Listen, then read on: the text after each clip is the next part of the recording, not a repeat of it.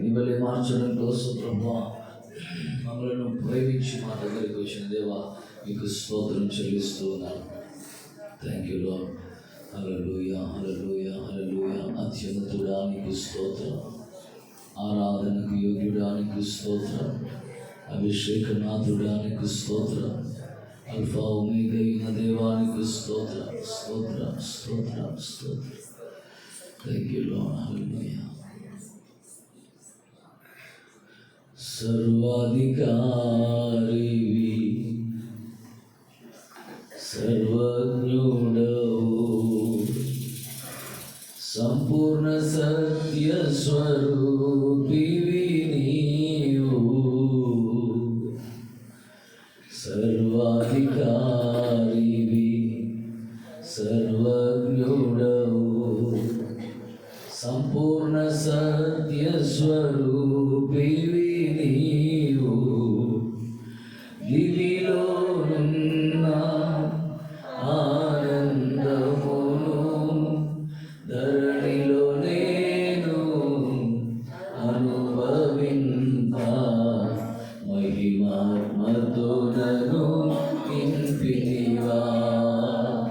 దివిలోనున్న ఆనందమును ధరణిలో నేను అనుభవింప, మహిమాత్మతో నన్ను నింపితివా. మహిమాత్మతో నన్ను నింపితివా. దివిలోనున్న ఆనందమును ధరణిలో నేను అనుభవింప, మహిమాత్మతో నన్ను నింపితివా. మహిమాత్మతో నన్ను. అతి సుందరుడా నా స్తుతి సదయుడా, కోటి సూర్యకాంతులైన ఎంతో సమమధుడా. అతి సుందరుడా నా స్తుతి సదయుడా, కోటి సూర్యకాంతులైన ఎంతో సమమధుడా. ఎనలేని ఘనకార్యములు తలచి స్తుతించుచు నిన్ను మహిమపరతును. ఎనలేని ఘనకార్యములు తలచి స్తుతించుచు నిన్ను మహిమపరతును. సర్వాధికారిని, సర్వజ్ఞుడవు, సంపూర్ణ సత్య స్వరూపివి నీవు. సర్వాధికారివి, సర్వజ్ఞుడవు, సంపూర్ణ సత్య స్వరూపివి నీవు. దివిలోనున్న ఆనందమును ధరణిలో నేను అనుభవింప, దివిలోనున్న ఆనందమును ధరణిలో నేను అనుభవింప, మహిమాత్మతో నన్ను నింపితివా. మహిమాత్మతో నన్ను నింపితివా. సర్వ జగద్రక్షకుడా, లోకరాజపాలక, భూరాజులెవ్వరినైనా నీతో పోల్చగలన. సర్వ జగద్రక్షకుడా, లోకరాజపాలక, భూరాజులెవ్వరినైనా నీతో పోల్చగలన. బలమైన నీ రాజ్య స్థాపనకై నిలచి నిరీక్షణతోనే సాగిపోదును. బలమైన నీ రాజ్య స్థాపనకై నిలచి నిరీక్షణతోనే సాగిపోదును. సర్వాధికారివి, సర్వజ్ఞుడవు, సంపూర్ణ సత్య స్వరూపివి. సర్వాధికారివి, సంపూర్ణ సత్య స్వరూపివి నీవు. దివిలోనున్న ఆనందమును ధరణిలో నేను అనుభవింప, మహిమాత్మతో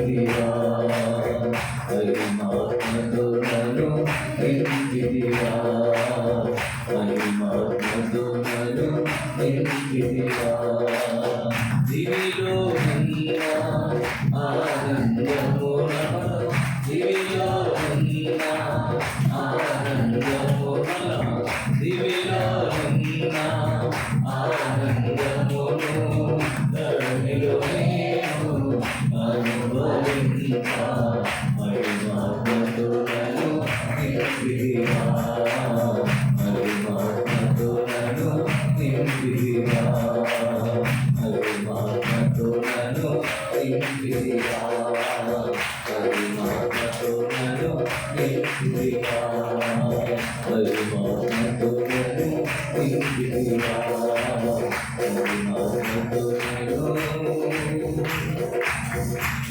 నింపిదివా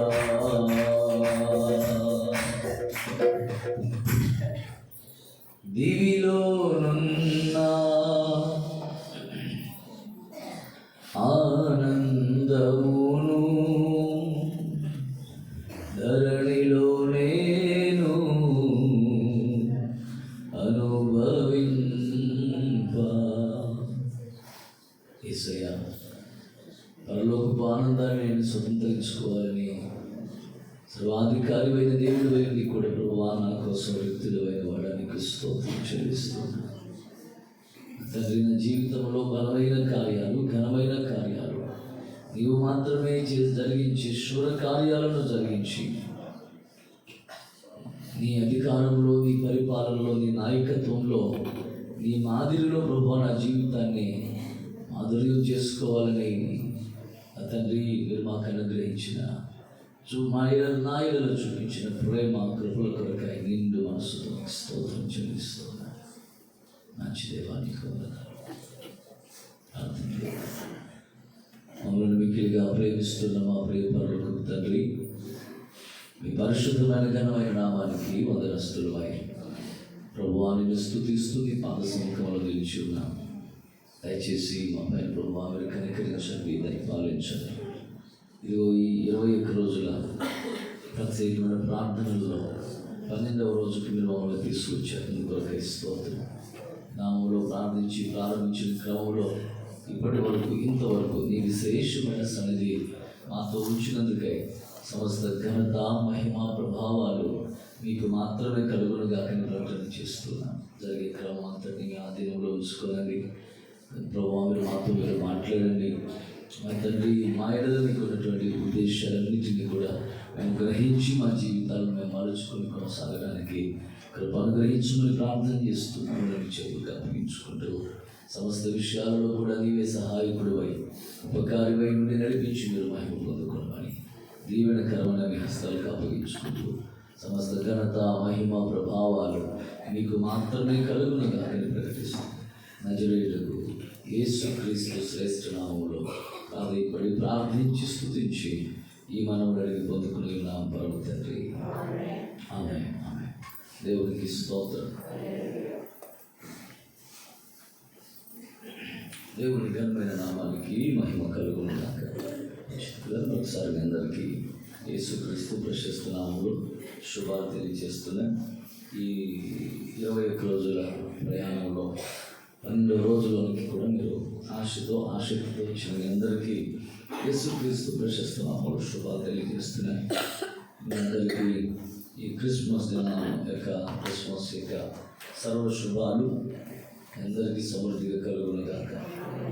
క్రిస్మస్లో ప్రభు మనకు నేర్పిస్తున్నటువంటి విషయాలు క్రమక్రమంగా మనలో నూతనత్వాన్ని తీసుకుని రావడం కొరకు మన గతం ఎలాంటిదైనప్పటికీ మనం గడిచిన సంవత్సరాల్లో మనం ఎలా ఉన్నవారమైనప్పటికీ మనము ప్రభువు పోలికలోనికి మనం మార్చబడడానికి, ప్రభు ఆశించినటువంటి స్థాయికి చేర్చబడడానికి ప్రభువు మనలను సిద్ధపరుస్తున్నారని చెప్పడానికి నేను సంతోషిస్తున్నాను. దేవునికి స్తోత్రం. హల్లెలూయా. ప్రతి వారి జీవితంలో ఒక్కొక్కరికి ఒక్కొక్క రకమైన గతం ఉంటుంది. ఆ గతము అందరికీ ఎలా ఉంటుందంటే కొన్ని సందర్భాల్లో ఎందుకు ఇలా చేశాను అన్నట్టుగానే ఉంటుంది. కానీ ప్రభు గతాన్ని ప్రభు జ్ఞాపకం చేసుకోవడం వల్ల గతాన్ని గురించి ప్రభు నేను నిలదీసి నిగ్గదీసి నేను చండ శాసనలాగా నేను నీ ఎడల ప్రవర్తించడానికి ప్రభు ఇష్టపడలేదు. కానీ నీ గతమంతా కూడా మార్చుకుని, నీ ఆలోచనలు మార్చుకుని, నీ మార్గాలు మార్చుకుని, మనస్సును మార్చుకుని నేనంటి కాలం వేళ ప్రభు మనతో మాట్లాడేది. మనం ప్రభుని ఆరాధించడానికి వస్తున్న మనము ఆయన వాక్యము చేత మారాల్సింది ఏంటంటే మనస్సు మారాలి, మార్గము మారాలి, మన ఆలోచనలు మారాలి, మన స్వభావము మారాలి. సో ఇవి ప్రభు మనలో ఈ మార్పును కోరుతున్నాడు. ఆ మార్పును మనకి ఇవ్వడం కోసమే ఆయన మార్పు చెందినవాడై మార్పు లేని తన ప్రేమను మన ఎడలు కనపరుస్తున్నాడు. ఆయన ఏ మార్పు చెందాడు అని అంటే మన ప్రారంభ దినాలను మనం నేర్చుకుంటూ వచ్చాం. ఆయన ధవళ సింహాసనం మీద ఎవరో సమీపింపరాని తేజస్సులో అమరత్వంలో ఉండేటువంటి మహాదేవుడై ఉండేప్పటికీ కూడా సమస్త సృష్టిని తన నోటి మాట చేతనే కలుగజేసి సృష్టి అంతటి మీద కూడా అధికారం కలిగిన వాడై ఉన్నప్పటికీ కూడా ఏమీ లేని వాడిగా ఆయన దిగి వచ్చేసాడు. దేవునికి స్తోత్రం. ఎక్కడికి వచ్చాడు అని అంటే అంతఃపురంలోనూ పట్టుపరుపుల మీద ఆయన ఉండడం కోసం, అక్కడ పరుడు పెట్టబడడం కోసం రాలేదు. కానీ లేఖనంలో చెప్తున్న మాట చూడండి, లూకా సువార్త 2వ అధ్యాయము, లూకా సువార్త 2వ అధ్యాయము 12వ వాక్యం చదువుదాం. దానికి ఇదే మీకు ఆనవాలు, ఒక శిశువు పొత్తి గుడ్డలతో చుట్టబడి ఒక తొట్టెలో పండుకొని ఉండుట మీరు చూచెదరు. దేవునికి స్తోత్రం కలుగునగా. దావీదు పట్టణమందు రక్షకుడు మీ కొరకు పుట్టాడు. ఆయన పేరేంటంటే ప్రభు అయిన క్రీస్తు. దానికి ఇదే మీకు ఆనవాలు. ఏది ఆనవాలు అంటే ఆయన ఒక తొట్టిలో పొత్తి గుడ్డలతో చుట్టబడి పరుడు పెట్టబడతాడు. ఆయన పట్టుపరుపుల మీద అంతఃపురంలో ఆడంబరాల నడుమ అందంగా అలంకరించబడినటువంటి సుగంధభరితమైనటువంటి సుగంధ పరిమళాల మధ్య ఆయన నివసిస్తాడు, లేదా పరుడు పెట్టబడతాడు అనేటువంటి విషయం లేదు. కానీ అదొక తొట్టె. అది ఏ తొట్టె అని అంటే పశువుల పాక అనే విషయం మనకు అందరికీ అర్థమవుతుంది. పశువులు ఉండేటువంటి స్థలం. సో సత్రంలో స్థలం లేని కారణం చేత ఆయన పశువుల తొట్టులో ఓ పరుడు పెట్టబడ్డాడు. సో ఎక్కడ ప్రసవించింది అనే విషయం, పశువుల పాకలో ప్రసవించింది అనేటువంటి మనకి విషయం లేదు. కానీ ఎక్కడ ప్రసవించిందో అనేటువంటి విషయం మనకు లేదు. కానీ ఆయన పరున్నటువంటి స్థలం మాత్రము పశువుల తొట్టి అని మాత్రం మనకి అర్థమవుతుంది. దేవునికి స్తోత్రం కలుగునగా. ఈ మాట నేను ఎందుకు తెలియజేస్తున్నానంటే దేవుడు మన జీవితాలను ఉన్నతంగా మార్చడానికి ఉన్నతుడైనటువంటి దేవుడు ఏమీ లేనటువంటి వాడిగా, వ్యక్తుడిగా తనను తాను తగ్గించుకుని మన జీవితాల్లోనికి సర్వాధికారి. రోమపత్రిక 9వ అధ్యాయము 5వ వాక్యంలో ఒక చక్కని మాట ఉంటుంది. రోమపత్రిక 9వ అధ్యాయము 5వ వాక్యం చూడండి. అమ్మా పొల్లు పోకుండా చదవగలగా. ఎందుకంటే ఒక్క పొల్లు అయినా ఒక సున్నా అయినా చాలా అర్థం మార్చేస్తుంది. ఇతరులు వీరి వారు శరీరమును బట్టి క్రీస్తు వీరిలో పుట్టెను. ఈయన సర్వాధికారి అయిన దేవుడై ఉండి నిరంతరము స్తోత్రార్హుడై ఉన్నాడు. ఎవరైనా పొత్తిగుడ్డలలో చుట్టబడినటువంటి ఈయన ఎవరు? సర్వాధికారి అన్నమాట. సర్వాధికారి, ఏదైనా చేయగలిగినటువంటి వాడు, సమస్తం మీద అధికారం కలిగినటువంటి వాడు. సో ఒకరిని శాసిస్తే ఒక అధికారి ప్రభు దగ్గరకు వచ్చి ప్రభువుని అడుగుతాడు, ఆయన నా దాసుడు కాయలు పడ్డాడు, అతనికి బాగు చేయి స్వస్థపరచు అని చెప్పానంటే పద నేను నీ ఎందుకు వస్తానని చెప్పాను కదండి. అతడు చెప్పే మాట, అయ్యా నేను కూడా ఒక అధికారంకు లోబడి వాడిని, నా దగ్గర కూడా చాలా మంది ఉన్నారు, ఒకరిని రమ్మంటే వచ్చేస్తారు, ఒకరిని పొమ్మంటే పోతారు, వాళ్ళు ఏది చేయమంటే చేస్తారు, అధికారంలో ఉన్నటువంటి వాడు నేను అనేటువంటి తన అధికారాన్ని దర్పాన్ని చూపించుకోకుండా తను కూడా తగ్గింపు మనసు కలిగినటువంటి వాడే దేవుని ఎదుట తగ్గింపును కనపరుచుకున్నప్పుడు ప్రభు అందరిలో అతన్ని ఘనపరిచి హెచ్చించినటువంటి వాడయ్యాడు. దేవునికి స్తోత్రం కలుగునగా. హల్లెలూయా. మన ప్రభువు సర్వాధికారి. ఆయన ఒకరిని వెళ్ళమంటే వెళ్తాడు, లేదా చెయ్యమంటే చేస్తాడు. అసలు వేరెవరికి ఆజ్ఞాపించాల్సిన అవసరం లేకుండానే ఈ సమస్త విశ్వము కూడా ఆకాశము భూమి కలుగునుగా కంటే కలిగింది. హల్లెలూయా. ఇదిగో సమస్త సృష్టికి ఆధారమైనటువంటి వాడు భూమి మీద అడుగు పెడుతున్నాడు కనుక సమస్తము కూడా అనుకూలముగా మార్చబడుగా కంటే మార్చబడి పడతాయి. ఒక అద్భుతమైన ఆహ్లాదభరితమైన సుందరమైనటువంటి వాతావరణం అట్మాస్ఫియర్ అంతా కూడా కలుగుగా కంటే చక్కగా నిర్మాణం అవుతాయి, కలుగుతాయి. కానీ దేవుడు అలా ఉండడానికి ఇష్టపడలేదు. కానీ మన స్థితికి ఇది ఏది సూచిస్తుంది అంటే మన దీన స్థితిని, మన హీన స్థితిని తెలియజేస్తుంది. ఏది చెప్పండి? రకంగా మనము ఎక్కడ ఉండవలసిన వారమో, ఎలాంటి వారమో, ఏ స్థితిగతుల్లో ఉన్నవారమో, సమాజంలో మన యొక్క విలువ పశువుల తొట్టిలో లేదా పశువుల పాకలో ఎక్కువ సమయం గడపడానికి ఎవరు ఇష్టపడతారా? అక్కడికి వెళ్ళిన కాసేపుడు కూడా ముక్కు మూసుకోవడమో లేదా ముఖం చుట్టించుకోవడమో, చిరాకుగా మనం ఉండడమో మనం చూస్తాం. వాస్తవానికి మన ఆధ్యాత్మిక స్థితి, మన బ్రతుకులు, మన స్థానం అక్కడే. కానీ ఇప్పుడు ఆ స్థాయికి ఆయన దిగి మనలను అదిగో ఆయన ఉన్న చోటికి తీసుకుని వెళ్ళడం కోసం తనను తాను తగ్గించుకున్నాడట, రెక్కడిగా చేసుకున్నాడట. ఆ సర్వాధికారాన్ని విడిచిపెట్టి ఏ అధికారము లేనటువంటి వాడిగా దిగి వచ్చేసాడట. దేవుడికి స్తోత్రం కలుగునగా. హల్లెలూయా. ఇప్పుడు రాజు ఏమయ్యాడయ్యా అంటే, సర్వాధికారి ఏమయ్యాడంటే ఏమీ లేని వ్యక్తిగా, ఏమీ లేనిటువంటి వ్యక్తిగా రాజరికాన్ని విడిచిపెట్టేశాడు, సంతోషాన్ని విడిచిపెట్టేశాడు, భాగ్యాన్ని విడిచిపెట్టేశాడు, యాగమైపోవడానికి దిగి వచ్చేసాడు. మన జీవితాలు మనం ఇది గమనించాల్సింది ఏంటిది అంటే, మనం ఈ రోజున ఈ రీతిగా రక్షణ కలిగి, సంతోషం కలిగి మన జీవితాలు మనం కొనసాగిస్తున్నాం. నిత్య జీవ ప్రయాణం చేయడం కొరకు ఇది వెనుక ఒక త్యాగం ఉంది. ఆ త్యాగము మాటల్లో వివరించడానికి వల్లపడినది. ఆ త్యాగాన్ని మనం అర్థం చేసుకున్న వారమై, ఆ త్యాగమూర్తి నడిచినటువంటి మార్గాలలో మనము కూడా నడిచిన వారమై, మన వెనుక ఉన్నటువంటి వారిని కూడా మనము మనతో పాటు తీసుకుని వెళ్ళగలిగిన, అది వారిని బలపరచుకోగలిగిన, మనకంటే దీన స్థితిలో, హీన స్థితిలో, కృంగిపోయిన స్థితిలో, అది బలహీనులుగా బ్రతుకు మీద విరక్తి చెందినటువంటి వారుగా మన జీవితాలను చూసి అసహించుకోబడుతున్న స్థితిగతులలో ఉన్న మనం ఒకప్పుడు. కానీ అలాంటి స్థితిలో ఇప్పుడు చాలామంది ఉన్నారు. స్తోత్రం. హల్లెలూయా. మన జీవితాలు చిదరించబడేటువంటి అనుభవాలు, అది పాపంతో, పాపపు కుష్టుతో, పాపపు రోగంతో, తల నడినెత్తి మొదలుకుని అరికాలు వరకు కనీసం కొంచెమైనా స్వస్థత అయినా లేకుండా, ఆరోగ్యం లేకుండా, ఎక్కడ చూసిన గాయాలు, పచ్చిపుళ్ళతో ఉన్నటువంటి మన జీవితం. అంటే ఇది దేనికి సాదృశ్యం అంటే అనారోగ్యానికి సాదృశ్యం, అది పాపానికి సాదృశ్యం. మన జీవితంలో అసలు ఏ మాత్రం కూడా కొంచెమైనా కూడా మంచి లేనటువంటి స్థితికి సాదృశ్యం, సంతోషం లేని స్థితిగతులకు సాదృశ్యం. ఇలాంటి జీవితాలను ప్రభువు ప్రేమించి మనల్ని ఉన్నతులుగా చేయడానికి ఆయన తనను తాను తగ్గించుకున్నాడు. దేవుడికి స్తోత్రం చెప్తాం. హల్లెలూయా. ఇది మనము అలవాటు చేసుకోవాలి, అంటే అర్థం చేసుకోవాలి. ఇది మన జీవితాలకి అప్లై చేసుకుని, అలవాటు చేసుకుని మన భక్తి జీవితాన్ని మనం కొనసాగించవలసిన ఆవశ్యకత ఉంది. హల్లెలూయా. ఇది అవసరమో కాదు, ఒక రకంగా చెప్పాలంటే ఇది విధి.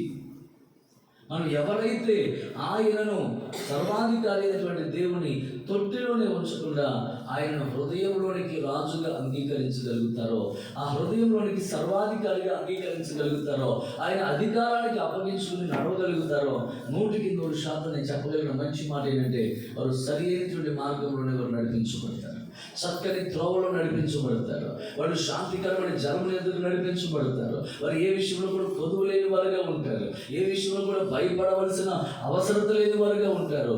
శత్రువు ఎదుట వారు విందును, సంతోషమును కలిగి విందును ఆరగించగలిగిన అనుభవంలో ప్రభువు నిలబెడతాడు అనే విషయాన్ని నేను చెప్పడానికి నేను సంతోషిస్తున్నాను. కానీ ప్రభు కృప ద్వారానే రక్షించబడి, ప్రభు దయచేతని అద్భుతమైన జీవితాన్ని మనం పొందుకున్నప్పటికీ కూడా మనం ఎందుకున్న కొన్ని విషయాల్లో మనుషుడు అతిశయము అనేటువంటి దానికి చోటిస్తున్నాడు, కానీ అణకువకు చోటు ఇవ్వడం లేదు, విధేయతకు చోటు ఇవ్వడం లేదు. అసలు గతాన్ని జ్ఞాపకం చేసుకునేటువంటి పరిస్థితులు మనిషికి అసలు కనపడట్లేదు. నేను ఏ స్థితి నుంచి ఏ స్థితికి వచ్చాను, ఏ స్థాయి నుంచి ఈ స్థాయికి నేను ఎలా రాగలిగాను, ఈరోజు నేను ఇలా ఉన్నానంటే అది ఎలా సాధ్యపరచబడింది అనే ఆలోచన లేనటువంటి వ్యక్తిగానే, మెడిసి పడుతున్నటువంటి వ్యక్తులుగానే అవుతుంది. ఈ మెడిసిపాటులో జ్ఞాపకం చేసుకోండి, ఇది స్వభావం ఎవరైతే ఉంటుందో వారికి మనుషులు దూరం అయిపోతారు. పరిస్థితులన్నీ కూడా అనుకూలంగా ఉన్నట్లుగా అనిపించిన కాలానుగుణంగా అవన్నీ కూడా ఏమైపోతాయి అంటే తనకి ఉపయోగం లేని స్థితిగతులకు వెళ్ళిపోతాయి. ఆ తదుపరి చివరికి ఆ మనుషుడు సమస్తాన్ని కూడా పోగొట్టుకుని ఏకాకిగా మిగిలిపోయే పరిస్థితులు దాపురిస్తాయి. కానీ మనం ఏకాకిగానో సమస్తాన్ని పోగొట్టుకునే వారంగా కాదు, కానీ మనం ఒక సమస్తాన్ని పోగొట్టుకోబడిన వారమైన మనము సమస్తాన్ని సంపాదించుకోగలిగిన స్థితిలో ఉండడం కోసమే సమస్తాన్ని విడిచిపెట్టి ప్రభు మన దగ్గరకు వచ్చేసాడు. దేవునికి స్తోత్రం, హల్లెలూయా. ఈ దినాల్లో మనం కలిగి ఉండాల్సినటువంటి స్వభావం ఏంటంటే తగ్గింపు స్వభావం కలిగిన వారంగా ఉండాలి. వినయము విధేయత కలిగిన స్వభావం కలిగిన వారంగా ఉండాలి. మన తోటి వారిని మనం మంచోళం కావచ్చు, ఒకరి పక్కన వాడు ఒకరు తప్పు చేసి ఉండొచ్చు. నువ్వు అసలు వాక్యాన్ని తూచా తప్పకుండా నడుస్తున్న వ్యక్తివి కావచ్చు. తను పాపపు స్థితిలోనే వాక్యాన్ని ప్రేమించలేక తనకి ఇష్టమైనటువంటి మార్గంలో వెళ్ళిపోతున్న వ్యక్తి కావచ్చు. కానీ ఆయన ఏ ప్రేమను ఎడలు చూపించాడో ఆ ప్రేమను చూపిస్తే నువ్వు ఈ స్థాయిలో ఉన్నావు కనుక ఆ ప్రేమను మన పక్కన ఉన్నటువంటి వ్యక్తికి, దారి తొలగిపోతున్న వ్యక్తికి కనుక మనం చూపించగలిగితే ఆ వ్యక్తి యొక్క పాపాలు అవిధేయతలు కప్పివేయబడతాయి, కొట్టివేయబడతాయి. మన యొక్క అవిధేయతలు కూడా కొట్టివేయబడతాయి. దేవునికి స్తోత్రం కలుగుతాయి. ఒకళ్ళు దారి తప్పిపోయారండి, దేవుని సరిగ్గా నడవలేకపోతున్నారండి, దేవుని మాటలు సరిగా అర్థం చేసుకోకుండా వాళ్ళకి నచ్చినట్లుగానే వెళ్ళిపోతున్నారు. అలాంటి వ్యక్తులను మనం ఏం చేయాలి? నువ్వు దుర్మార్గుడివి, లేకపోతే నువ్వు నిష్ఠుడివి, నికృష్టురాలివి అని చెప్పని పక్కన మనం అలా చూసి అలా మాట్లాడి మనమేదో పరిశుద్ధులుగా మనం ఈ పరిశుద్ధత కావచ్చు, ఈ నీతి కావచ్చు, ఈ రక్షణ కావచ్చు నీ సొంత పనుల ద్వారా అదే నీ ప్రయాస ద్వారా వచ్చిందా? కాదు కదా. నశించిపోతున్న స్థితిలో రక్తపు మడుగులో ఉన్నప్పుడు, బ్రతకాలనే ఆశ ఉన్నప్పటికీ బ్రతకడానికి అవకాశాలు లేక, అదే బ్రతికించబడడానికి సహాయాలు దొరకక, బ్రతకడం కొరకు ఏ వ్యక్తి యొక్క దగ్గర నుంచి ఆదరణ కానీ ప్రోత్సాహం కానీ సహాయం దొరకక రక్తపు మడుగులోని కొట్టుమిట్టాడుతున్న మనం పాపపు గాయాల చేత మన జీవితాలను మనం వెళ్ళదీస్తున్నటువంటి దినాలు. అలాంటి స్థితిగతుల్లో ప్రభువు తన ప్రేమ చూపి ఆయనే మన దగ్గరకు వచ్చి ఆ స్థితిలో మనం చాలా కాలం నుంచి ఉన్నామని చెప్పాను. బెతెస్దా కొన్నింటి దగ్గర 38 సంవత్సరాల పక్షవాతపు రోగి దగ్గరకు వచ్చి వాడు అప్పటికి బహుకాలం నుండి అక్కడ పడి ఉన్నాడని, ఆ స్థితిలో ఉన్నాడని ఆయన ఎలిగి చాలా మంది రోగులు ఉన్నప్పటికీ ఆ వ్యక్తి దగ్గరికి వచ్చాడు. దేవుడికి స్తోత్రం. చాలా కాలం నుండి విడిపించబడలేకపోతున్నాడు, తన స్థితిని మార్చుకోలేకపోతున్నాడు.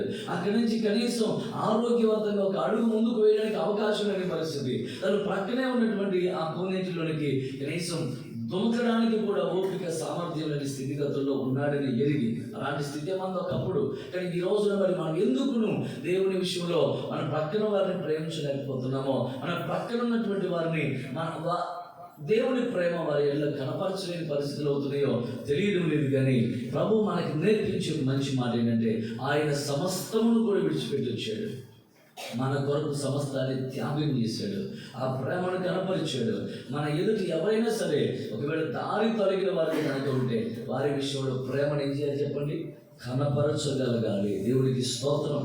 యాకోబు పత్రికలో అనుకుంటాం మాట, చక్కటి మాట ఉంటుంది చూడండి. యాకోబు పత్రిక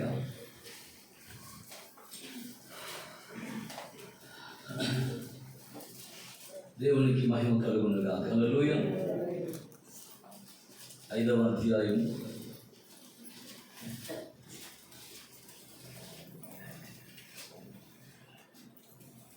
19-20 వాక్యాలు చదువుకుందాం. నా సహోదరులారా, మీలో ఎవడైనను సత్యము నుండి తొలగిపోయినప్పుడు మరి ఒకడు అతనిని సత్యమునకు మళ్ళించిన ఎడల పాపిని వారి తప్పు మార్గము నుండి మళ్ళించువాడు మరణము నుండి ఒక ఆత్మను రక్షించి అనేక పాపములను కప్పివేయును అని తాను తెలుసుకోవాలి. మనం తెలుసుకోవాలి. దేవుడికి స్తోత్రం చేద్దాం. హల్లెలూయా. ఒక ఆత్మను మనం ఏం చేయాలి చెప్పండి? చెప్పాలి. ఒక ఆత్మను ఏం చేయాలి? నరకం నుండి తప్పించాలి.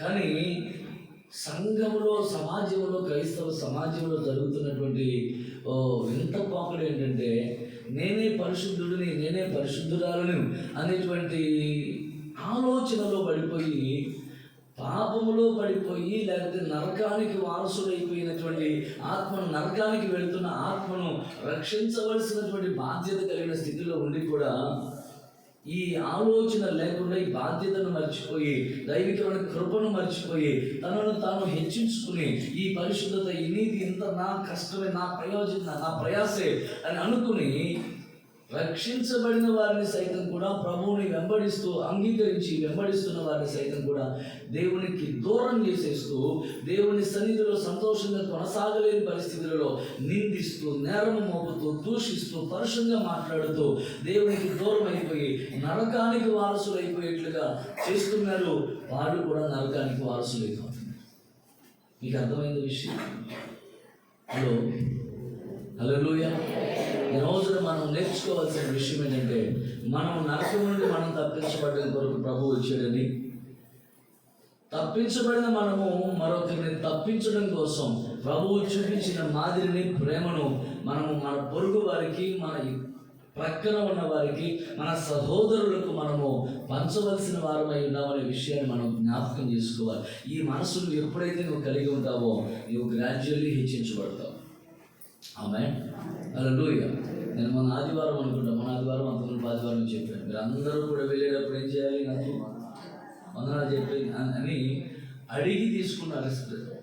కానీ అడిగినా కూడా వందనాలు చెప్పట్లేదు. ప్రభు మిమ్మల్ని దీవించునుగా, దేవునికి స్తోత్రం. అంటే మీకు అర్థం కావడం కాదు చెప్తున్నాను. గౌరవము అనేటువంటిది, ప్రేమ అనేటువంటిది చెప్పాలి, అడిగితే వచ్చేదిగా ఉండకూడదు. ఆమె ఎలా ఉండకూడదు? గౌరవము, ఒక వ్యక్తి పట్ల ప్రేమ, ఆప్యాయత, ఎందుకు పలకరించున్నాను అని అడిగి మనం పలకరించుకోవాలా? నువ్వు నాకు ఎందుకు వందనాలు చెప్పో అని చెప్పని అడిగి మరీ మనం ఆ వందనాలు తీసుకోవాలా? నేను మనిషిని అనే విషయం నీ కంటికి కనపడట్లేదా? నీ కళ్ళ ముందున్నా మనిషి అని కనిపించట్లేదా? నిలువెత్తి విగ్రహం కనపడుతుంది, కానీ నీ మాటలు, నీ ప్రవర్తన, నీ విధానము ఇది మనిషిగా గుర్తించట్లేదు, మనిషిగా గుర్తించనివ్వట్లేదు. దేవునికి స్తోత్రం. ఎందుకంటే గౌరవం పోగొట్టుకుని, ఆ విలువను పోగొట్టుకుని, మనిషి స్థానంలో ఉండవలసిన వ్యక్తి ఇవేమీ లేనటువంటి ఓ జంతువులాగా. జంతువుకి ఏముండదు మమకారం, వాస్తవానికి కుక్కకుంటుంది మమకారం. దేవునికి స్తోత్రం. కానీ మనుషుల గురించి రావట్లేదు ఈ మధ్యకాలంలో. కుక్కలకున్న ప్రేమ కూడా మనుషులకు మనం చూపించలేకపోతున్నాం, మనుషుల పట్ల మనం చూపించలేదు. కుక్కకు చూపెడతాం, కుక్కను ప్రేమిస్తాం, కుక్క కూడా అలాంటి ప్రేమ కలిగే ఉంటుంది. ఒక్కసారి మేలు చేస్తే, ఒకసారి బిస్కెట్ వేస్తే, ఒకసారి జస్ట్ అట్లా నీ జీవితకాలం అది ఏం చేస్తే చెప్పండి, నేను గుర్తుపెట్టుకుంటుంది. నువ్వు పెట్టిన బిస్కెట్ నేను మర్చిపోదు. దానికి అనుగుణంగా నిన్ను సేవ్ చేయడం కొరకు, నిన్ను కాపాడడం కొరకు, నీతో నడవడం కొరకు అది ప్రయత్నం చేస్తుంది. కనీసం ఆత్మ లేనటువంటిది. దేవునికి స్తోత్రం. కానీ దేవుని ఆత్మ పొందుకున్నామని, దేవుని పోలికలోనికి మనం తీసుకుని రాబడ్డామని, ఈ స్థాయి దేవుడే ఇచ్చాడని చెప్పని కలిగి ఉండి కూడా మనుషుల పట్ల ఆ కృతజ్ఞత కానీ, ప్రేమను కానీ మనము కనపరచలేనటువంటి దయనీయమైన స్థితిలోనే మనుషులు ఈ రోజున, క్రైస్తవుడు ప్రత్యేకించి, క్రైస్తవుని గురించి నేను చెప్తున్నాను. నేను సంఘం వెలుపల ఉన్న వారి గురించి నేను చెప్పట్లా. సంఘంలో ఉన్నవారి విషయంలోనే, సంఘంలో ఉన్నవారే ఇలాంటి వ్యవహార శైలి కొనసాగిస్తూ ఉంటే అది దేవునికి ఏమాత్రం సంతోషము కాదు. మన మనస్సును మారాలి, మన స్థాయి మార్చబడాలి. మన ప్రవర్తన ద్వారా, అతిశయించడం ద్వారా మన స్థాయిని, స్థానాన్ని మనుషులలోనే కాదు, దేవుని రాజ్యంలో నుంచి కూడా మనం దిగజారి చేసుకుంటున్నాం. ఇందాక మీతో చెప్పాను, మనకి అభిమానం అనేటువంటిది మన పనులను బట్టి మన మీద కలగగలగాలి.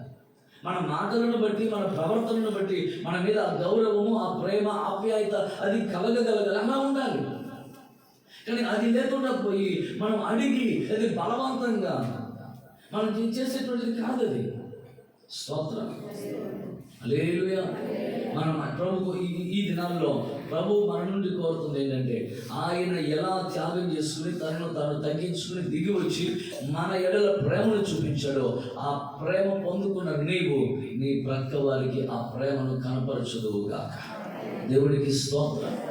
మనం కలిగి ఉన్న ప్రతిదీ కూడా ఆయన ఇచ్చిందే కనుక ఆయన ఇచ్చిన దానిని బట్టి ప్రభువుని స్తుతిస్తూ ప్రభువుని ఘనపరుస్తూ ఆయనతో మమేకము చేయబడి మన స్థానాన్ని గొప్ప చేయడానికి వచ్చినటువంటి దేవునితో మనం గణపరచబడదుము గాక. ఫిలిప్పీ పత్రికలో చక్కని మాట ఉంటుంది, చదవండి. ఆ మాట మనం చదివాం గతంలో, అయినా మళ్ళీ మనం చదువుతున్నాం. ఫిలిప్పీ పత్రిక 2వ అధ్యాయం, ఫిలిప్పీ పత్రిక 2వ అధ్యాయము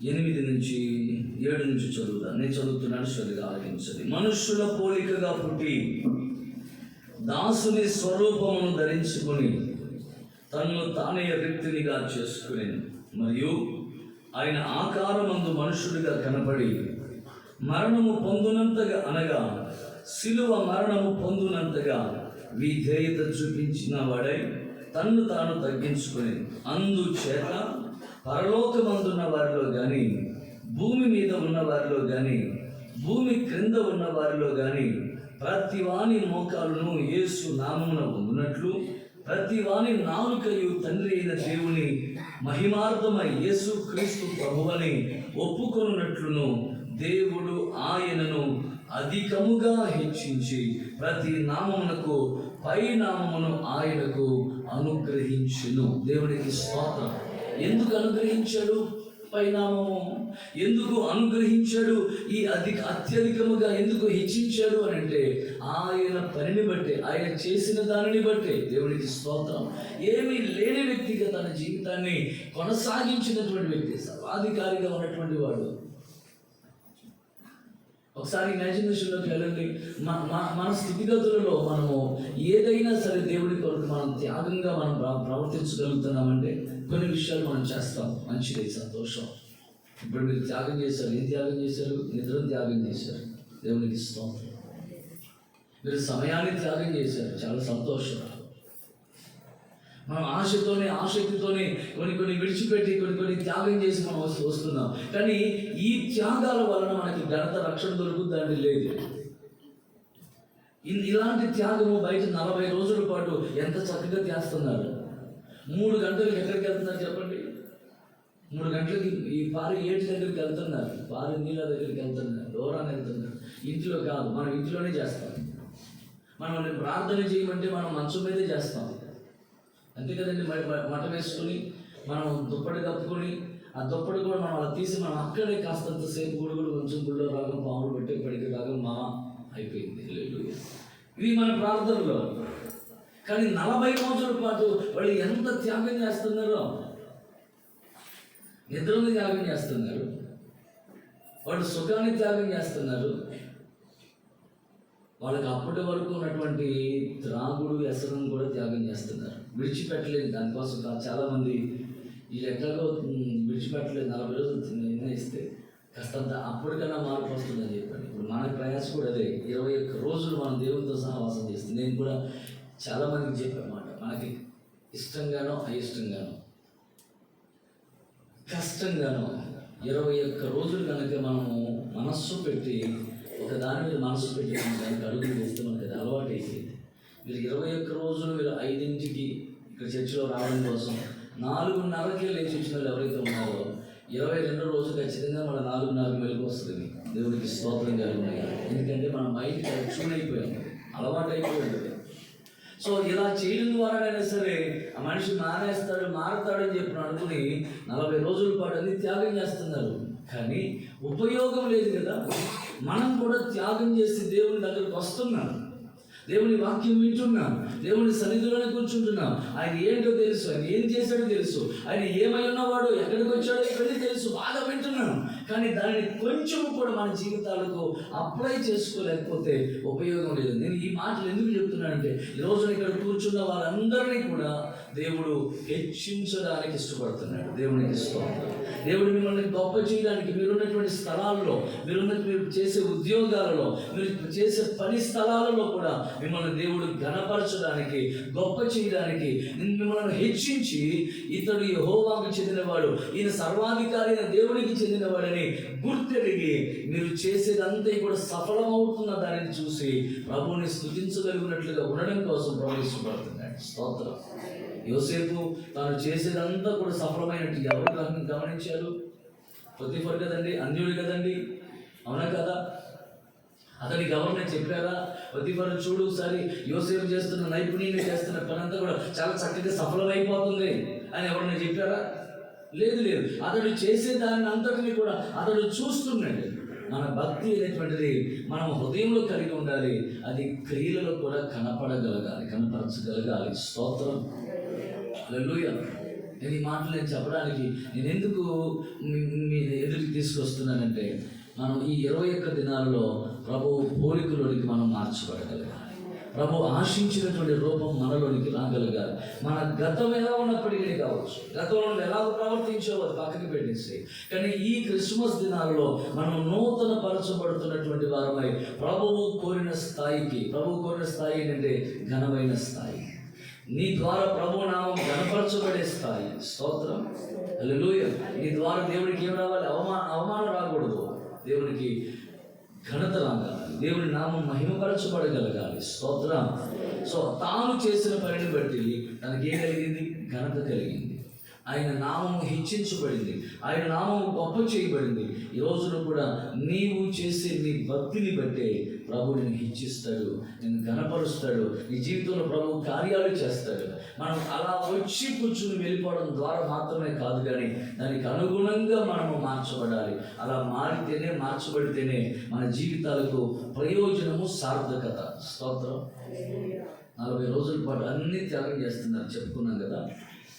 వీళ్ళు వెళ్ళిపోయి తర్వాత దూరం ప్రయాణం చేసి డబ్బులు చాలా వెచ్చించి ఖర్చు పెట్టి దూరంగా వెళ్ళిపోయి ఎత్తి మీద మూట పెట్టుకుని ఆ మూట విషయంలో కూడా చాలా శ్రద్ధ, జాగ్రత్త కలిగి ఉండి ఎక్కడ పడితే అక్కడ పెట్టకుండా చాలా చక్కగా చేసి వెళ్ళిపోయి మొత్తం ఆ ఇరుముళ్ళని అక్కడ ఇప్పేసేసి కనీసం ఇంటికి కూడా రాకముడిపే సరిహద్దుల్లోనే చెప్పండి ఎంతగా అక్కడి నుంచి చెప్పాలంటే ఎంత విడిచిపెట్టారో దానికంటే 4 రెట్లు ఎక్కువ కదా.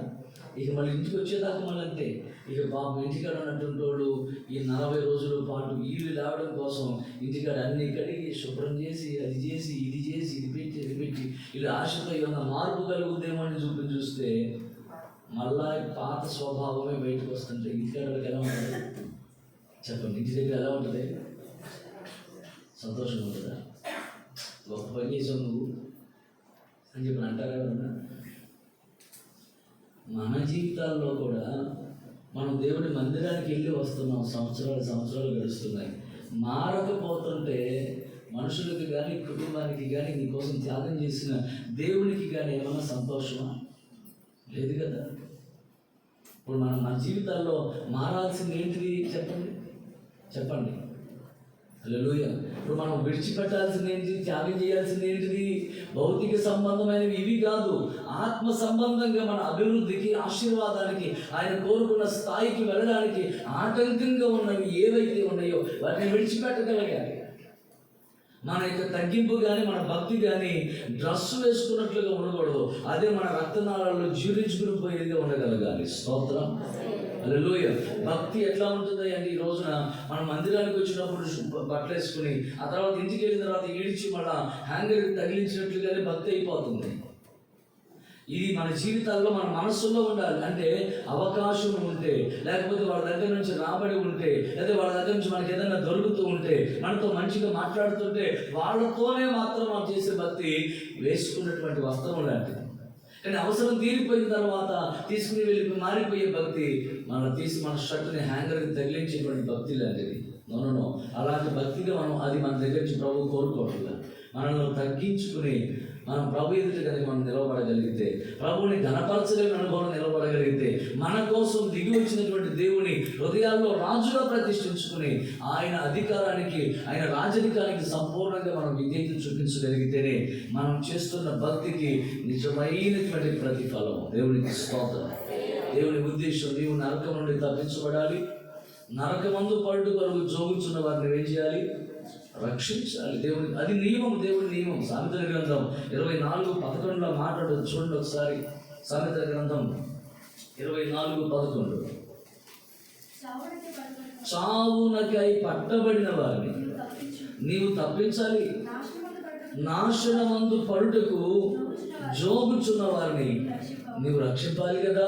మరి నువ్వు కృంగిపోతున్నావు? నువ్వెందుకు అసలు మార్పు చెందకుండా నీవే ఆ నరకానికి వెళ్ళిపోతున్నటువంటి వ్యక్తిగా అయిపోతున్నావు అంటూ 10వ వచనంలో శ్రమదినం గురించి చెబుతాడు. కానీ మన భక్తి జీవితంలో కూడా పరీక్ష సమయంలో నిలబడలేక మనం కృంగిపోయి, మనం దేవుని కలిగి ఉండలేక దేవుని పక్కకు పెట్టేసి మన జీవితాల్లో ఏమీ పొందుకోలేని, ఏమీ సాధించలేని నిష్ఫలమైనటువంటి భక్తి, ఒకటి గాలితో కొట్లాడుతున్న భక్తిని చేస్తున్న పరిస్థితులు అయిపోతున్నాయి. స్తోత్రం, హల్లెలూయా. సంతోషంగా 2 చేతులు పైకెత్తి ప్రభువుకు స్తోత్రం చెల్లిద్దాం. హల్లెలూయా. నేనున్న ఈ స్థితి నుంచి ఈ రోజున నేను ఘనపరచబడాలని ఆశపడుతున్నాను అన్నవాళ్ళు ఎవరైనా ఉన్నారా? అందరూ అనుకుంటాం. నేను పని చేసే చోట నేను హెచ్చించబడాలి, మేలు పొందుకోవాలి, ఆ ప్రమోషన్ పొందుకోవాలని చెప్పనే వాళ్ళు ఉంటారా? అందరూ ఉంటారు. అందరం అదే అనుకుంటాం. కానీ దానికి అనుగుణంగా మనము ప్రయాసపడితేనే ప్రమోషన్. మనకు అప్పగించిన పనిలో మనం నమ్మకంగా ఉంటేనే ప్రమోషన్. మనం అప్పగించిన పనిని నైపుణ్యంగా, సామర్థ్యంగా మనం చేస్తేనే మనకి ప్రమోషన్. ఒక సామాన్యమైనటువంటి ఉద్యోగంలో మనం ఉన్న చోటనే మన నమ్మకము, మన ఆ ప్రయాస అదంతా మనం కనపరిస్తేనే జరుగుతుంది. అలాంటిది ప్రభువు కోరుకున్న స్థాయికి మనం వెళ్ళడం కోసం మనలో కనపడవలసిన నమ్మకత్వం కావచ్చు, విధేయత కావచ్చు, ఆ ప్రేమను చూపించి నరకమందు పడేటువంటి ఒక ఆత్మను తప్పించినట్లుగా మరి ప్రేమను చూపి ఆకర్షించే విధానం చూసి ప్రభు నిన్ను హెచ్చిస్తాడు. హల్లెలూయా. ఇదిగో సమస్త మానవాళిని రక్షించడం కోసమే, నరకం నుండి తప్పించడం కోసమే పరలోకంలో ఉన్న ప్రభువు మన దగ్గరికి దిగి వచ్చేసాడు. కనుకనే ఆయన నామము హెచ్చించబడింది. ఆయన అందరికంటే ఘనపరచబడ్డాడు. ప్రతి మోకాలు, ప్రతి నాలుక ఆయనను స్తుతించి ఆయన ఎదుట వంగునట్లుగా ప్రభు ఆయన నామాన్ని హెచ్చించాడు. స్తోత్రం. నిండు మనసుతో నేను తెలియజేస్తున్నాను, ప్రభు ఎదుట మనం కలిగి ఉండవలసిన స్వభావాన్ని, ఆయన కోరుకున్న మనస్సును మనం ధరించుకుని మనం అడుగులు ముందుకు వేస్తే మన భక్తి జీవితంలో ప్రభువు సమస్తమును కూడా సానుకూలపరిచి, సమస్తములను కూడా తన అధికారమును వెల్లడి చేసి మనను ఘనపరచబడి ఉన్నాడు, గొప్ప చేయబడి ఉన్నాడని చెప్పడానికి నేను సంతోషిస్తున్నాను. మన ఘనత ప్రభు ద్వారానే, మన అభివృద్ధి ప్రభు ద్వారానే. మనము ఏదైనా సాధించాలి, సంపాదించుకోవాలంటే అది ప్రభు ద్వారానే, ప్రభు కృపను బట్టే. ఆయన లేకుండా ఏది ఎలాగో కలగలేదో, ఆయన లేకుండా కూడా మనము బ్రతకలేదు, ఆయన లేకుండా కూడా మనము అభివృద్ధి పథంలో మనం నడవలేము, ఆయన లేకుండా మనం ఏది కూడా సాధించలేము. దేవునికి స్తోత్రం. ఒకవేళ ఈ లోకంలో ఏదైనా డబ్బు సాధించవచ్చు, అది సంపాదించవచ్చు, లేకపోతే మన నోటితో ఎదుటి వారిని మనం సాధించి మనం ఏదో సంపాదించుకోవచ్చు. కానీ ప్రభు హృదయంలో మాత్రం స్థానము సంపాదించుకోలేము. ఎదుటి వ్యక్తి హృదయంలోనే స్థానం సంపాదించుకోలేము. ఇంకా ప్రభు హృదయంలో స్థానం ఏం సంపాదించుకుంటాం? ప్రభు రాజ్యంలో ఏం స్థానం సంపాదించుకుంటాం? ప్రభు దృష్టికి మనము తగ్గించుకోవాలి. యాకోబు పత్రిక చూడండి ఒకసారి. యాకోబు భక్తుడు చక్కని మాట తెలియచేస్తాడు. యాకోబు పత్రిక 4వ అధ్యాయము 10వ వాక్యము. ప్రభువు దృష్టికి మిమ్మును మీరు తగ్గించుకునుడి, అప్పుడు ఆయన మిమ్మును హెచ్చిస్తాడు. దేవునికి స్తోత్రం. పేతురు రాసినటువంటి మొదటి పత్రిక 5వ అధ్యాయము 5వ వాక్యం.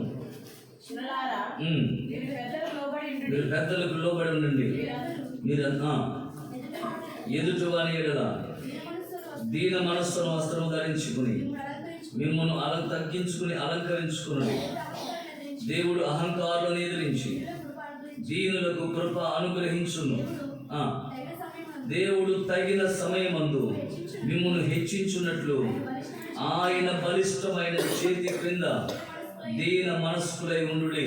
దేవునికి స్తోత్రం కలుగునుగాక. లూకాసు వార్త 18వ అధ్యాయము 14వ వాక్యం.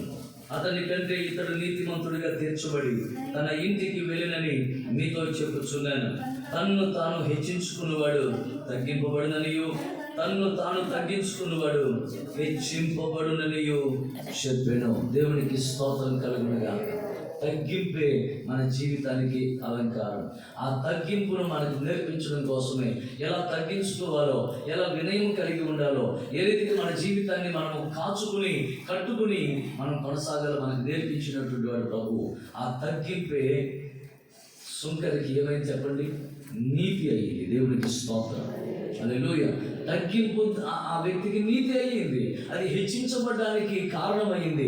అతని కంటే అతడెవరు అంటే ధనవంతుడు. అతడెవరు అని అంటే దశమ భాగాలు ఇచ్చేవాడు. అతడెవరు అని అంటే ఉపవాసాలు ఉండేటువంటి వాడు. అతడెవరు అంటే ఉన్నతమైన స్థాయికి కులానికి చెందినటువంటి తెగకు చెందినటువంటి వ్యక్తి. నేను దొంగను కాదు, చోరుని కాదు, నేను ఇలాంటి వ్యక్తిని కాదు అని తనను తాను ఎక్స్పోజ్ చేసుకుంటున్నటువంటి తనకంటే కూడా తనను తాను తగ్గించుకుని దేవుని ఎదుట రిక్తుడైనటువంటి ఆ రిక్తుడైన దేవుని మనస్సును ధరించుకుని నిలిచిన సుంకరి అతని కంటే నీతిమంతుడయ్యాడు. అతని కంటే ఈ రోజున ఘనపరచబడ్డాడు. దేవునికి స్తోత్రం. హల్లెలూయా. ఈ రోజున నేను మీతో చెప్పాలనుకుంటున్న ఒక మంచి మాట ఏంటంటే, సర్వాధికారి ఏమీ లేనివాడుగా పశువుల తొట్టిలో పరుండబెట్టబడే స్థితికి ఎందుకు వచ్చాడు అంటే, ఆ స్థితిలో ఉన్నటువంటి మనలను ఆ రొంపిలో, ఆ కంపులో, ఆ పాపపు స్థితిగతులలో, ఆ అసహించుకునే స్థితిలో ఉన్న మనలను అదిగో అక్కడికి చేర్చడానికి, ఆ అత్యున్నతమైన స్థాయికి మనల్ని తీసుకుని వెళ్ళడం కోసం, ఆయన వంటి వాడిగా మార్చడం కోసం ప్రభు తీసుకుని వచ్చాడు. ఆ ప్రేమను పెంచాడు, కృపను పెంచాడు. దానిని మనం కాచుకుని, దానిని ఆయన ఆశించిన మనస్సును ధరించుకుని, మన తోటి వారిని కూడా మనము పురుకొల్పుకుంటూ మనము సియోనుకు మనము సాగిపోవాలని ప్రభు దిగి వచ్చాడు. స్తోత్రం. ఈ అనుభవం కనుక మన జీవితాల్లో లేకుండా మనం ఎన్ని క్రిస్మస్లు ఎంత ఆడంబరంగా, ఎంత ఘనంగా, ఎంత గొప్పగా జరిగించుకున్న ఉపయోగమేమీ లేదు. స్తోత్రం. నేను ఎప్పుడూ చెప్పే ఒక మంచి మాట, దేవుడి సన్నిధికి ఒకసారి వచ్చాము మనము ఆయన కోరుకున్నట్లుగా మలచబడ్డం కొరకు మనం ప్రయత్నము చేయాలి. ఆయన మనస్సును ధరించుకోవాలి. ఆయన స్వభావాన్ని మనం ధరించుకోగలగాలి. నయమాను కుష్ఠరోగంతో వచ్చినటువంటి వ్యక్తి సేవకుడు చెప్పినటువంటి మాట చొప్పున 7 మార్లు యోర్దాను నదిలో మునిగి లేవగా ఏమైపోయిందని చెప్పండి? దేహము అప్పటి వరకు రసిగారుతున్నది, కానీ పసిపిల్లవాని వంటి దేహం అయిపోయింది. స్తోత్రం. అప్పటి వరకు అసహ్యంగా ఉన్నటువంటి దేహము తర్వాత ఏమైపోయింది? ఆకర్షణీయంగా మార్చివేయబడింది. స్తోత్రం. చెప్పలేని ఒక మంచి మాట. ప్రభువు మాటకు విధేయత చూపించేటువంటి వారి జీవితాలు ఆశీర్వాదకరంగా మార్చబడతాయి, ఆహ్లాదభరితంగా మార్చబడతాయి, ఆనందదాయకంగా మార్చబడతాయి, అత్యున్నత స్థాయికి చేర్చబడడానికి హేతు అవుతుంది. కనుక ఈ దినాలలో మనము అలవాటుగానో మనం కొనసాగించడానికి వెళ్ళేది, కానీ ప్రభువు ప్రేమను బట్టి, ప్రభువు మాటను బట్టి నేను తెలియజేస్తున్న మాట, మనము ప్రభువు చూపించిన మాదిరిని మనం అనుసరించిన వారమై ఆయన ఆశిస్తున్నటువంటి బహుమానం ఆయనకు మనం ఇద్దాం. స్తోత్రం. చివరికి మరొక మాట చెప్పి నేను ముగించేస్తాను. గత ఆదివారం కూడా నేను చెప్పాను, పుట్టినరోజు నాడు బట్టలు ఎవరు వేసుకుంటారు? చెప్పాలమ్మా, పుట్టినరోజు నాడు బట్టలు ఎవరు వేసుకుంటారు? చెప్పండి, పర్లేదు చెప్పండి. ఇంట్లో ఉన్న వాళ్ళందరూ వేసుకుంటారా? పుట్టినరోజు బాబు వేసుకుంటారా? సరే, బహుమతులు ఎవరికి ఇస్తారు? చెప్పండి, బహుమతులు ఎవరికి ఇస్తారు? చెప్పండి అమ్మా. ఉదయం మీ నోటి నుంచి రాదు. నాకు అర్థమైన విషయం, నోరు తెరిస్తే కంపోజ్ చేద్దాన్ని దేవుడికి ఇస్తాం. హల్లెలూయా. పర్లేదు. బహుమతులు మనం పుట్టిన అబ్బాయికి ఇస్తాం. పుట్టినరోజు జరుపుకున్న అబ్బాయికి మనం గిఫ్ట్ ఇస్తాం. సో పిల్లడైతే వాడి స్థాయిని బట్టి, వాడు చదువుకున్న వాడైతే చదువుకు ఉపయోగపడేది, లేదా పెళ్ళైన వ్యక్తి అయితే ఇంట్లో, ఆడపిల్ల అయితే ఇంట్లో వంటగదిలో ఉపయోగపడేది, అబ్బాయి అయితే ఆఫీసులో తను చేసే పనిలో ఉపయోగపడేది. ఇట్లా మనం ఆలోచన చేసి మనం బహుమతులు ఇస్తాం. ఎవరికి? పుట్టినరోజు ఉన్నవి. ఇప్పుడు మనం జరుపుకుంటుంది ఎవరు పుట్టినరోజు? బట్టలు ఎవరు వేసుకుంటున్నారు? దేవుని ఇస్తాం. బహుమతులు ఎవరికి ఇస్తున్నారు? చెప్పండి, బహుమతులు ఎవరికి ఇస్తున్నారు? మనకు మనం ఇచ్చిపుచ్చుకుంటున్నాం. ఆయన అక్కడ పెట్టేసి మనం బట్టలు వేసుకునే బాగున్నాయా బాగున్నాయా బాగున్నాయా బాగున్నాయా అని చెప్పి వెళ్తున్నాం. ఆయన అక్కడ పెట్టేసి స్తోత్రం. కానీ ఆయన మన నుండి ఆశిస్తున్న బహుమానం ఏంటో తెలుసా? ఆయన ఏదైతే మనకి చేసి చూపించాడో అది తిరిగి ఆయనకి ఇవ్వడమే బహుమానం. దేవునికి స్తోత్రం కలుగును. హల్లెలూయా. ఆయన తన ప్రాణముడి సిద్ధపరిచినటువంటి ఆ రక్షణ వస్త్రం ధరించుకుని ఆయన ఎదుట నిలవడమే అది ఆయనకి బహుమానం. దేవునికి స్తోత్రం కలుగును. ఆయన కోరుకున్న మనస్సు, ఆయన ఆశించిన మనస్సు మనం ధరించుకుని ఉండడమే అది బహుమానం. అంతకు మించి ఆయన ఏం కోరుకోవట్లేదు. ఆయన ఏమి బహుమానం ఇవ్వగలం? ఏమి లేదు. బంగారం ఆయన అడగట్లా, వజ్రాలు అడగట్లా. ఆయన కోరుతుంది ఒకటే, ఆయన ఏ స్థాయి నుంచి ఏ స్థాయికి దిగి వచ్చాడో, ఎందుకోసం దిగి వచ్చాడో అది గుర్తెరిగి ఆ ఆలోచనలు, ఆ ఉపదేశాన్ని మనం అంగీకరించి మన భక్తి జీవితాన్ని కట్టుకుని కొనసాగించడమే ప్రభు కోరుతున్నాడు. ఈ బహుమతిని మనం ప్రభుకి ఇద్దాం. అంటే మారిన జీవితాన్ని, మార్చబడిన జీవితాన్ని ప్రభుకు బహుమతిగా ఇవ్వగలగాలి. ఆమె మనం నా చిన్నతనంలో ఎక్కువగా పాటలు వినపడతా ఉండేది సంఘాల్లో. ఇప్పుడు పాటలన్నీ కూడా డబ్బుచిక్కు పాటలే, కానీ ఒక పాటలో కూడా సందేశం కానీ ఆ ఆదరణ కానీ ఇట్లా ఏం కనపడట్లేదు ఈ మధ్యకాలంలో. నా చిన్నతనంలో పాట మారాలి మారాలి నీ మనసే మారాలి, మారిన మనసు దేవునికి ఇస్తే ఫలితం ఉంటుంది. ఏ మనసు? మారిన మనసు దేవునికి ఇస్తే ఫలితం ఉంటుంది అని మన పాట నిజమే. దేవుడికి ఆ మారిన మనస్సును మన దేవుడికి అర్పణగా మనం ఇవ్వగలగాలి. అయితే దానికంటే ముందు మనం చేయాల్సిన పని ఏంటి తెలుసా? ఆ మారని మనసు ఏదైతే ఉందో అది మొదటిగా ఆయన సన్నిధిలో పెడితే ఆ మనస్సును దేవుడు ఏం చేస్తాడో తెలుసా? మార్చి ఇస్తాడు. స్తోత్రం. పాడదాం. మారాలి మారాలి నీ మనసే మారాలి, మారని మనసు దేవునికి ఇస్తే మార్చి ఇస్తాడు. మారాలి మారాలి నీ మనసే మారాలి, మారని మనసు దేవుని. మీరు మళ్ళీ పాత పాట పాడతారు, మన కొత్త పాట పాడాలి. కొత్త పాట ఏంటి? మార్చి ఇస్తాడు. అది మనం పాడాలి. మన పాత పాట ఏంటి? మారిన మనసు దేవుడికి ఇస్తే ఫలితం ఉంటుంది. కానీ ప్రభు సముఖానికి వచ్చిన నీవు, వాక్యం విన్నటువంటి నీవు ఆ మనస్సును మార్చుకోలేకపోతున్నావు, ఆ మనస్సును ధరించుకోలేకపోతున్నావు. ప్రభు ఇప్పుడు చేయాల్సిన పని ఏంటంటే, నా వల్ల కావట్లేదు, నేను అది జయించలేకపోతున్నాను, అది జయించలేని సామర్థ్యం నాకు అనుగ్రహించు ప్రభు అని చెప్పని మనం ప్రభు ఎదుట విధేయులైపోయి ఒదిగిపోయి ప్రభుకి సబ్మిట్ అయిపోతే దేవుడు ఆ మనస్సును ఏం చేస్తాడు తెలుసా? మార్చి నీకు అనుగ్రహిస్తాడు. అలా నువ్వు కొనసాగుతావు. ఆమె అలా మార్చడం కోసమే ప్రభు సన్నిధికి, మార్చబడడం కోసం ప్రభు సన్నిధికి వస్తున్నాం. అలా మార్చడం కోసమే ప్రభువు సర్వాధికారి పశువుల తొట్టిలో పరుండ పెట్టబడ్డాడు. ఆ రెండు మాటలు మనం పాడుకుని మనం ముగింపులోకి వెళ్ళిపోతాం. మారాలి మారాలి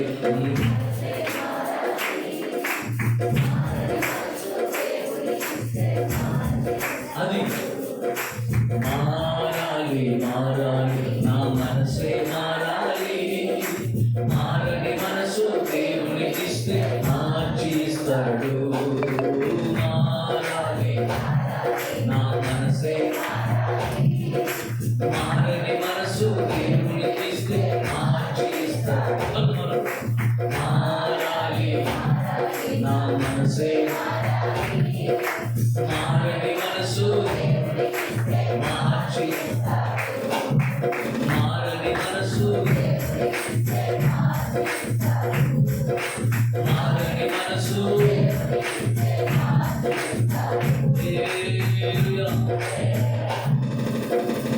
అయ్యా బాబు, దేవుడి మధ్యలోకి రావచ్చు, అమ్మాయి వస్తుంది అని అంటే వస్తాను సార్, కాస్త వదిలిపెట్టేసేసి అదేదో వదిలేసేసి వస్తాను అనుకుని మారి నాకు వస్తాను. మారిన తర్వాత నువ్వు ఎప్పుడు మారుతావు? ఇప్పుడు ఎన్ని రోజులు నేను మొదలెట్టినది దేవునికి ఇస్తాం. నువ్వు మార్చుకోలేకపోతున్నావు కనుక ఆ స్వభావం నుంచి విడిపించగలిగిన దేవుడి దగ్గరకు వచ్చి, ప్రభువా నాకు జయమివయ్యా, నాకు విడుదల కలిగించి అనేది వాడి దానికి అడగగలిగితే దేవుడు ఆ మనస్సును దాని మీద లేకుండా చేసి మన మనస్సును మార్చి ఇస్తాడు. స్తోత్రం. ఈ రోజున మనకి ప్రభు నేర్పుతున్న మంచి మాట ఏంటంటే, మంచి పాఠం ఏంటంటే, ఆయన మనస్సును కనుక మనం ధరించుకుని, ఆయన దృష్టికి మనం తగ్గించుకుని, ఆయన ఎదుట ఆయన ఏం చేశాడో ఆ కార్యాన్ని మన హృదయంలో మనం భద్రపరుచుకొని అలా మనము మార్చబడడానికి అడుగులు వేస్తే ప్రభు మనలను ఆయనను హెచ్చించినట్లుగా మనలను కూడా హెచ్చించువాడై ఉన్నాడు. మన ఉద్యోగాల్లో ప్రభు హెచ్చించునుగాక, మన పనులలో ప్రభు మనల్ని ఘనపరచునుగాక, మన ప్రతి ప్రయత్నంలోనూ కూడా ప్రభు మనల్ని వర్ధిల్ల చేయునుగాక. అన్ని విషయాలలో ప్రభు హెచ్చించి ఘనపరిచి ఆశీర్వదించి అభివృద్ధి పరచునుగాక. ఆమె నిశ్చయముగా ఈ రోజున ఇక్కడ కూర్చున్న మీరందరి హృదయాలలో ఈ స్వభావము పొదగబడునుగాక, సంఘములో ఈ స్వరూపము కనబడునుగాక. ఒకరినొకరు ప్రేమించుకుంటూ, ఒకరి పట్ల ఒకరు దైవికమైన ప్రేమను కలిగి, ఒకరి ఎడల ఒకరు అనురాగము తగ్గింపు కలిగినటువంటి వారమై ఐక్యతతో, సమాధానముతో, సంతోషముతో అభివృద్ధి పదములో సియోను మార్గములో మనం కొనసాగుదుముగాక. దేవుడి మాటలు మన వినికిడిలో దీవించి ఆశీర్వదించునుగాక. ఆమె దయచేసి తలలో వంచండి, ప్రార్థన చేద్దాం.